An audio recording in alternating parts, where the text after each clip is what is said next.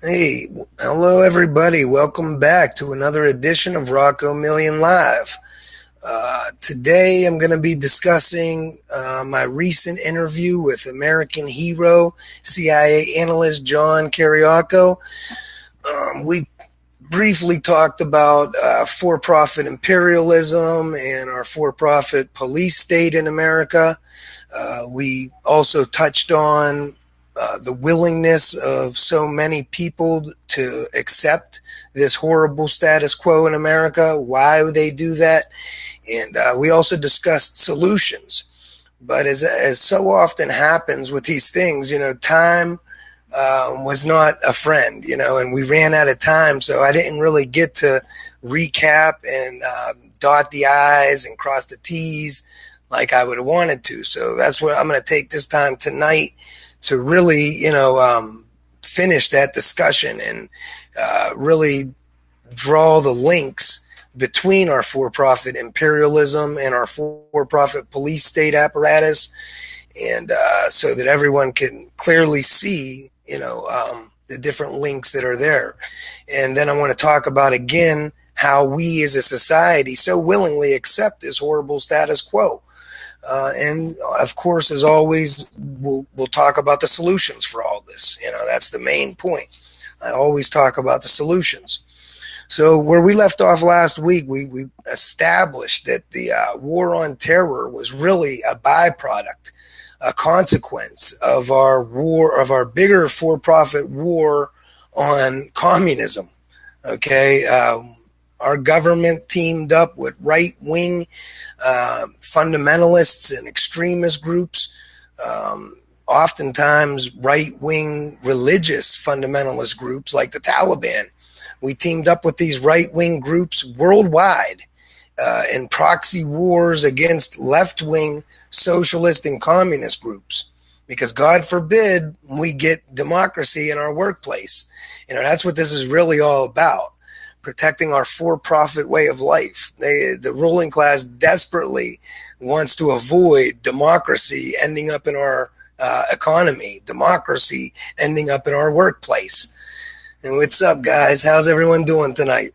So, like John was saying Monday, the war on terror is very counterproductive, and it breeds it's a breeding ground for terrorism. Out of all the different people he captured, all the different Al Qaeda fighters that he captured and he talked to, he says they all, to a man, first of all, they weren't the evil genius masterminds that we were led to believe.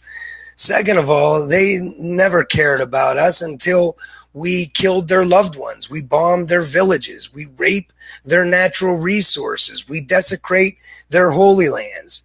Then they hate us with everything they have. Then they vow revenge. And then we get a problem with terrorism.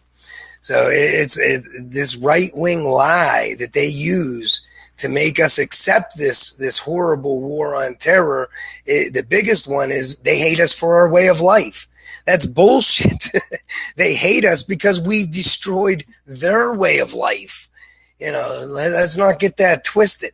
And this is the obvious way that the war on terror is counterproductive and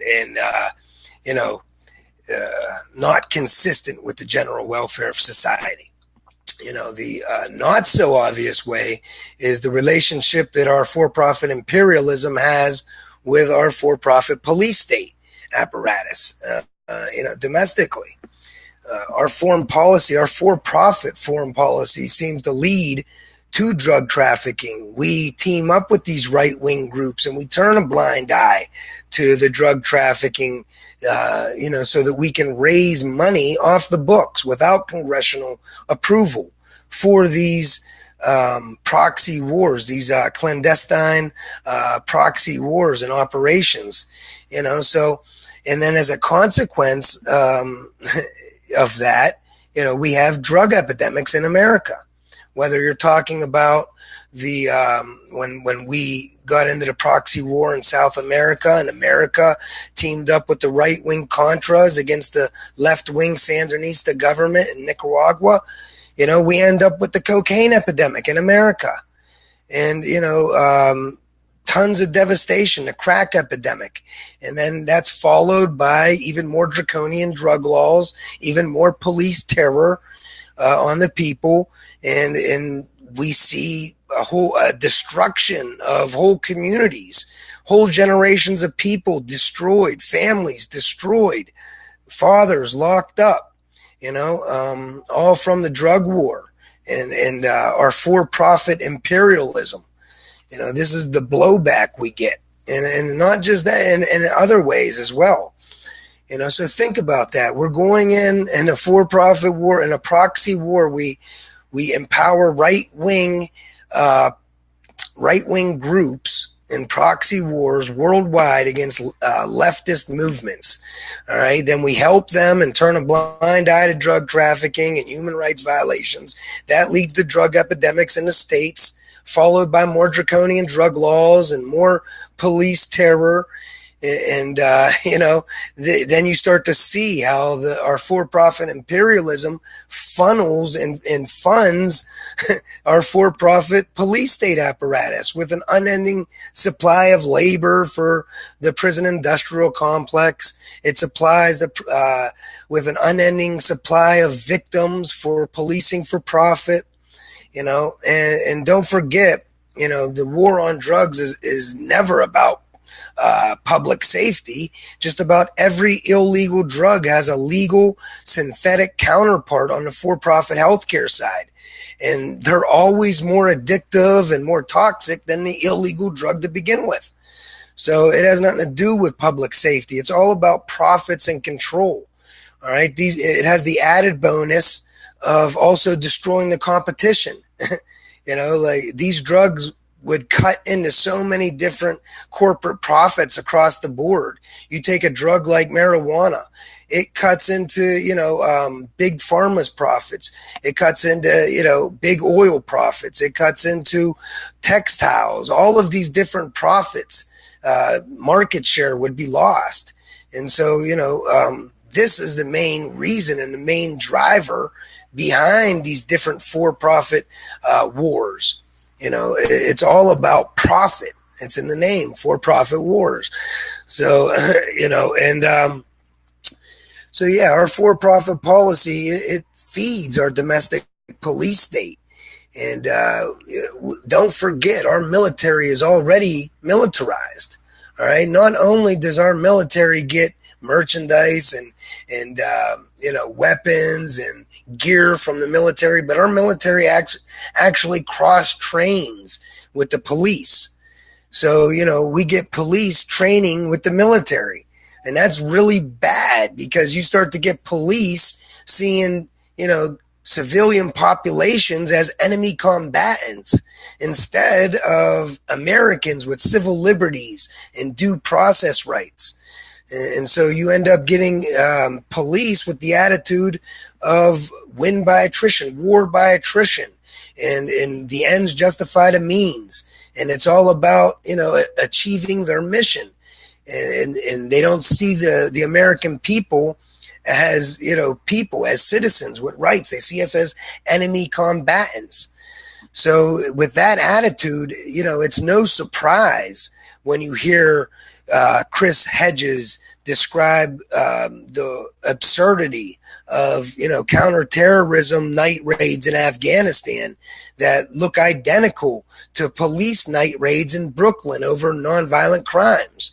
It's no surprise then when police have this attitude that, we get police engaging in torture. Police legally rape, rob, and kill over flowers. Talk about Sharia law. And they torture too. Like all this stuff comes home. All of our for-profit imperialism comes home, and it merges with our domestic police state. All right. And I like to use the example in my town. This girl was, she made a turn signal violation. She had a black boyfriend. The police pulled her over, and they said that they smelled marijuana. They took this girl to the hospital and had her medically raped for 5 hours. Physical examination after physical examination, 5 hours of it. She had vaginal tearing at the end. All right. It was never about looking for marijuana. They knew she didn't have weed after the first physical examination, after the first x-ray. All right. They continued with the physical examinations. There was cops in the room laughing, making jokes. The DA was in this girl's ear saying this could all be over. Simply give us the information we need. See, because this was a torture technique. They were trying to get information on new targets for their drug war so that they can then apply more civil asset forfeiture laws, and seize people's bank accounts, seize people's property, seize people money. And that's how ultimately these police departments have to stay operational with policing for profit because they're so underfunded by our federal government. And so all this stuff feeds into each other. It all feeds into itself. And so, it's really insidious. And you start to see these different ways all this happens, and yet people accept it and they'll actually defend these things. In my town, when this girl was raped like this, they never found any weed. She brought a federal suit. It was in the front page of the newspaper, and ultimately the case was thrown out. They said it was completely legal. If a cop thinks you have weed, they could do this.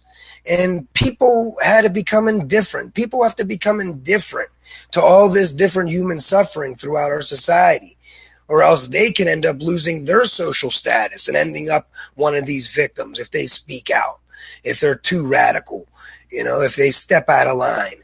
So it's kind of how the ruling class maintained power, with this exploitive social hierarchy where people with a little bit more are less likely to speak out for people with less because they don't want to lose their social status and end up on the bottom being victimized. Subconsciously, we all see how people are victimized and we don't want that to be us. So we keep our mouths shut so that we could sleep easy. And we don't want to pay attention to the horrible status quo because then we wouldn't be able to sleep at night. And then we wouldn't be able to rationalize all this human suffering that we see on a daily basis for no other reason than the profits of a few. That's what it's all about, guys. And so, they get us to give up our rights by making us afraid of fear, afraid of communism, afraid of drugs, afraid of race, afraid of poverty. They get us to not only they get us to defend our oppressors. They get us to defend our oppressors' rights to oppress. It's insane, and it's very insidious, and it's not hard to really see this stuff, and it all ties into each other. We get these right-wing lies that we all buy into, whether it's about terror, whether it's about drugs, whether it's about communism, race, class. This is how they get us to stay divided and fighting against each other. Think about this. When it comes to terrorism, they get us to believe that people hate us for our way of life instead of the reality that they hate us because we destroyed their way of life. All right. They hate us because we impose our for-profit imperialism on them worldwide. But they get us to buy these pseudo patriotic arguments. If you don't agree with torture, then you must be a terrorist sympathizer, as John was saying. If you don't agree with the drug war, then you must be a junkie. If you don't agree if you don't agree with work for welfare laws, you must be lazy. It goes on and on and on. These right-wing lies, and we're all brainwashed with them from birth. It doesn't matter if you're left or right. We have a right-wing society. We have a right-wing economic system in America, neoliberalism. It's a right-wing form, of economics. That's what we have. And we've been, all of these problems in our society are about defending that way of life, defending the right-wing fascism that enriches a few at the expense of everybody else. And that's why they're so scared to death of leftist movements, of real worker control. They'll tell us communism is fascism when nothing can be further from the truth. Communism is a left-wing ideology. Fascism is right-wing. It's the complete opposite thing. And yet in America, they're so good at propaganda, they get us to believe this stuff. They get us to think communism's a dirty word. They get us to think that, that poor people are lazy. And that we're all just temporarily embarrassed billionaires waiting to become billionaires, So we accept exploitation because maybe someday we'll win the lottery and we'll become billionaires, and then we don't want to pay all that money in taxes. We don't want to have to abide by all the social norms that make our society possible. It's ridiculous when you think of this stuff on its face. And the solutions are very easy. That's almost why so many people pass it up. They think it's too easy, so it can't be true. I mean, really, if you want to spread democracy, you don't spread it at the barrel of a gun. You spread it by example. All right, we maximize our own economy to meet everybody's base needs in the public sector for free. We can maximize our own productive capacity in a sustainable green way that allows every single person the ability to derive good benefit from our economy and society. I guarantee you other nations will willingly follow suit. They will want what we have. That's true democracy. And if they don't, so be it. We don't need them. We're resource rich. If we have to, we can invest in our own productive capacity to produce, our own domestic productive capacity, if we had to. So, we don't spread democracy at the barrel of a gun. You don't spread democracy with for-profit imperialism. It's completely antithetical. We need to legalize all vice, and we need to regulate it for the general welfare of society, because, the black markets, they don't care about addiction. They don't care about society. That's our socially owned government's job. All right. The black market is a capitalist's wet dream. It's purely profit driven. All right. That's why we have a government. All right. It doesn't help society or the individual to push people onto the black market. And yet so many people believe the right-wing lies and scare tactics that make us agree with things like the drug war, that make us agree with things like the war on terror. When we're talking about the drug war, they'll say the biggest thing is that if drugs were legal, somehow, everyone is going to want to use tomorrow. Demand is going to skyrocket. I mean, it's completely illogical. It's completely wrong. It's just a scare tactic. It's propaganda. The same people would use tomorrow that used yesterday if drugs were legal. The only difference is they're not going to be stealing from your community. They're not going to be leaving needles in your community. People that went their whole lives avoiding the trap of addiction are not going to go out tomorrow and be crackheads because it's legal.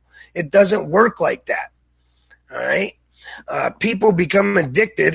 People are susceptible to addiction when they have no hope. All right. When they are so beaten down, so miserable that, the only answer to survive is to anesthetize yourself. That's when addiction becomes a big problem. And so, we cause a lot of this, of our own problems, by inflicting economic terror. And this is why so many people buy into these right-wing lies too, because when people are deprived the necessities of life, it's real easy to scapegoat others. It's real easy to buy into these right-wing lies that tell you everybody else is the problem, not you. Our society becomes a breeding ground for hate and for, racism, and for violence and dysfunction, for addiction. That's the outcome. And I don't think it's purpose. I don't think that there's a purposeful plot to kill off the population. I think this is just a consequence of, putting profit over people in society.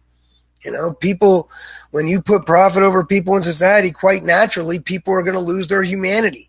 People are going to become indifferent to human suffering, and that leads to radicalized people, extremists. That leads to violence. That leads to addiction. It all feeds into itself. Hi, Amber. Yes, we are drenched in hate. We are drenched in hate. That's and it's easy to understand why. When people can't eat, civility goes out the window. When you beat a dog every single day and feed it gunpowder, that dog's going to be crazy. And it's not the dog's fault. It's the systemic factors that dog was forced to live under. It's the same way for society. When our government is inflicting economic and police terror on society, when our government is treating people like enemy combatants, we can't be surprised when people start to respond like insurgents. It's just common sense. The way you combat all of these problems is the same way. You got to restore hope. All right. You want to stop terrorism instead of bombing, foreign nations.